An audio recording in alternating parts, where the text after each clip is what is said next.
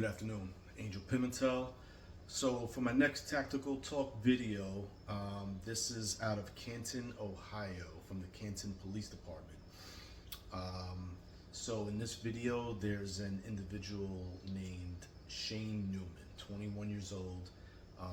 Him, his girlfriend, they're in Walmart, and they get accused by Walmart security of shoplifting. Walmart security notifies the police, and you have an officer that responds, and that's where the video picks up from his body camera. So in the video, the officer is walking into the Walmart, and he confronts the suspect right as he's walking in at the lobby. He tells the suspect and his girlfriend, "Hey, you guys can't go. You got to follow me into the security office. I got to do an investigation related to, the accusation of shoplifting."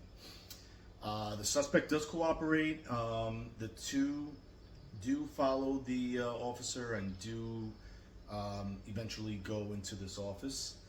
And that's where later in the video you'll see the suspect eventually pulls a firearm from his little knapsack and attempts to shoot the officer in the head. Luckily, the gun does not fire, and nobody is shot. The suspect is then restrained and taken into custody.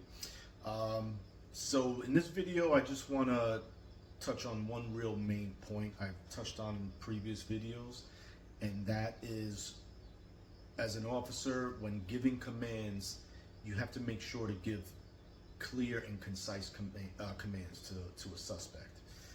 In this case, the officer when they're in the office, the officer tells the suspect, he first searches the suspect. You'll see here in the video, and he misses the firearm. He does like a pat down. Firearm is tucked away in the suspect's knapsack, and then he tells the suspect to have a seat. He doesn't give real clear commands to the suspect as far as keeping his hands visible. You always want to make sure, as an officer, when you have a suspect detained, you want to make sure that you give a clear and concise command to that suspect to keep his hands visible. And the reason why that's very important and it's very relevant to this video is because if you give a clear and concise command for a suspect to keep his hands visible, and the suspect responds by making a furtive movement, which in this video you see the suspect makes an extreme furtive movement when he goes for that firearm. As soon as the suspect disobeys your clear and concise command and makes a furtive movement, doesn't keep his hands visible, whether he puts his hands in his pockets or he turns to the side, that should alert you right away that you have a very serious problem. And now that's gonna tell you that you need to take immediate,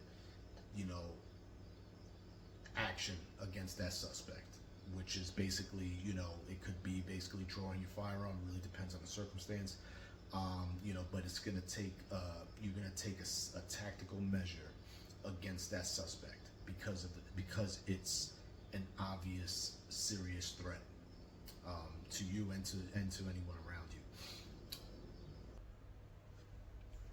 So a lot of people, I'm sure, will point out, that there was an obvious miss here by the officer of the firearm. He conducted a pat down and, obviously missed the gun. Again, I've said before, I don't do this to Monday morning quarterback anybody. That's just not what I'm interested in doing. I'm really just trying to provide tactical guidance. Give you kind of like the appropriate steps you should take in certain situations. And again, It's very important. I can't emphasize enough on